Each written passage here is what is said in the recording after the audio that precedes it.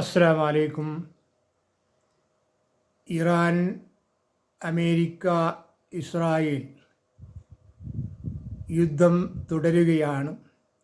യുദ്ധം തുടങ്ങുന്നതിന് മുമ്പ് തന്നെ ഇറാൻ പറഞ്ഞിരുന്നു, ഞങ്ങൾ GCC രാജ്യങ്ങളിലുള്ള അമേരിക്കൻ ബേസുകളെ ഞങ്ങൾ ആക്രമിക്കും എന്ന്. അതവർ പറഞ്ഞതുപോലെ തന്നെ അവർ പാലിച്ചു. GCC രാജ്യങ്ങളിലേക്കെല്ലാം ഇറാൻ മിസൈലുകൾ അയച്ചു. ഈ കൂട്ടത്തിൽ മൊസാദും ചില മിസൈലുകൾ അയച്ചിട്ടുണ്ട് ഇറാൻ്റെ അക്കൗണ്ടിലേക്ക്, തുർക്കിയിലേക്കും മറ്റും. ഏതായാലും ഇന്നത്തെ വാർത്തയിൽ ഇറാൻ ഇനി ഗൾഫ് രാജ്യങ്ങളെ ഞങ്ങൾ ആക്രമിക്കുകയില്ല എന്ന് പറഞ്ഞതായും നേരത്തെ ചെയ്തതിന് ക്ഷമ ചോദിക്കുന്നതായും അറിയിച്ച ഒരു വാർത്തയാണ് കാണുന്നത്. വാസ്തവത്തിൽ ഇത് ഒരു വലിയ കാര്യമാണ്. ഈ അമേരിക്കയും ഇസ്രായേലും ഇറാനെ ആക്രമിക്കുന്നതിൻ്റെ പേരിൽ അറബികളെ ആക്രമിക്കുന്നു എന്ന ചീത്തപ്പേര് ഒഴിവാക്കുവാൻ അതുകൊണ്ട് സാധിക്കും. എന്നാൽ ഇറാൻ ആക്രമിച്ചത് അറബികളെയല്ല, അമേരിക്കൻ ബേസുകളെയാണ്. മാത്രമല്ല 200 അടുത്ത് ഫ്രഞ്ച് വിദ്യാർത്ഥികളെ വധിക്കുവാൻ ഇടയായ മിസൈലുകൾ വന്നത് ബഹ്റൈനിൽ നിന്നാണെന്നാണ് പരക്കെ എല്ലാവരും കരുതുന്നത്. വാസ്തവത്തിൽ ബഹ്റൈനിൽ ഭൂരിപക്ഷം ഷിയാക്കൾ വസിക്കുന്ന രാജ്യമായിട്ട് പോലും അവിടെ നിന്നും ഇറാഖിന് നേരെ ആക്രമണമുണ്ടായി. അപ്പോൾ ഇറാന് ചില കാര്യങ്ങൾ ചെയ്യാൻ നിർബന്ധിതരായി എന്നതിന് നമുക്കവരെ കുറ്റപ്പെടുത്താൻ സാധിക്കുകയില്ല. ഏതായാലും ഇപ്പോൾ ഇനി അവർ ആക്രമിക്കുകയില്ലെന്ന് ഇറാൻ പറഞ്ഞു കഴിഞ്ഞു. ഇത് വാസ്തവത്തിൽ GCC രാജ്യങ്ങളും ഇറാനും തമ്മിലുണ്ടായ ഒരു ഡീലിൻ്റെ ഭാഗമാണോ എന്ന് സംശയിക്കുന്നവർക്ക് അങ്ങനെ സംശയിക്കാം. കാരണം GCC രാജ്യങ്ങൾ അമേരിക്കക്ക് ബേസ് അനുവദിക്കുകയും അമേരിക്കൻ പട്ടാളം അവിടെ വന്ന് അവർക്ക് തോന്നിയതുപോലെയെല്ലാം അവിടുത്തെ ആയുധങ്ങളും വാഹനങ്ങളും എടുത്ത് അവരുടെ കുട്ടികളടക്കം വിളയാടുകയായിരുന്നു ഇക്കാലം വരെയും.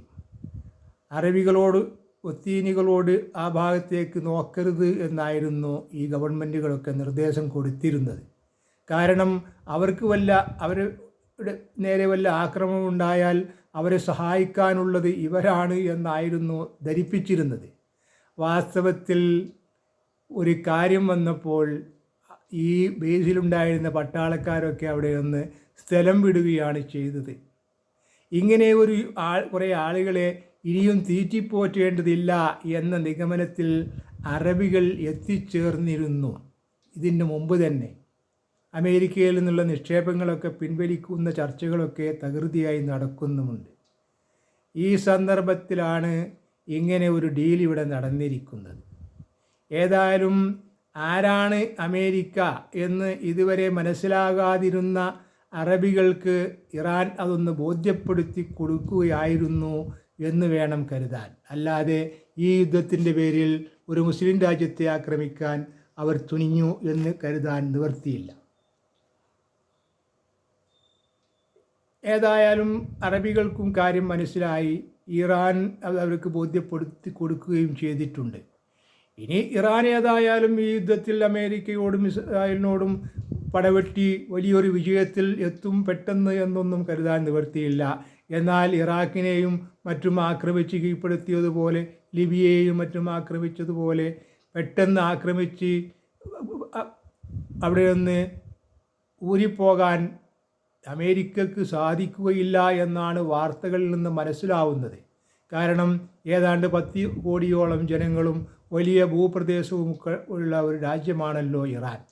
അവിടെ അമേരിക്ക ഉദ്ദേശിച്ച കാര്യങ്ങൾ നടപ്പിലാകാൻ പ്രയാസം ആയതുകൊണ്ടാവാമല്ലോ ഒരു ഡസൻ പാതിരിമാർ ട്രംപിനെ ഇരുത്തി ട്രംപിനെ കുമ്പസരിക്കുന്നതിന് വേണ്ടി പ്രാർത്ഥിക്കുന്നത്, ശരീരത്തിൽ കൈവച്ചുകൊണ്ട്. എന്ന് വെച്ചാൽ ട്രംപ് ഒന്ന് ഭയപ്പെട്ട് കഴിഞ്ഞിട്ടുണ്ട്, അല്ലെങ്കിൽ ആ പാതിരിമാരുടെ പ്രാർത്ഥനയ്ക്ക് ട്രംപ് ഇരുന്ന് കൊടുക്കുകയില്ലല്ലോ. ഇതൊരു മുസ്ലിംകളാണ് ചെയ്യുന്നതെങ്കിൽ അത് ഒരു വലിയ വർഗീയതയും മദ്രസ പൊട്ടന്മാരെന്നൊക്കെ വിശേഷിപ്പിക്കാറുണ്ടെങ്കിലും ഇപ്പോഴാരും അതിനെ സംബന്ധിച്ച് ഒരക്ഷരവും പറയുന്നതായി കേൾക്കുന്നില്ല. ഏതായാലും യുദ്ധം അതിൻ്റെ മുറക്ക് മുന്നോട്ട് പോകും. ഇവിടെ ഈ ഷിയയാണ് സുന്നിയാണ് എന്ന വേർതിരിവിൽ നിന്നാൽ എല്ലാവരുടെയും കാര്യം അപകടത്തിലാണ് എന്ന് ഇറാനും അതേപോലെ GCC രാജ്യങ്ങൾക്കും മനസ്സിലായെങ്കിൽ അതിനവർക്ക് ഒരു ബിഗ് സല്യൂട്ട് കൊടുക്കുകയാണ് ഈ സന്ദർഭത്തിൽ ചെയ്യേണ്ടത്.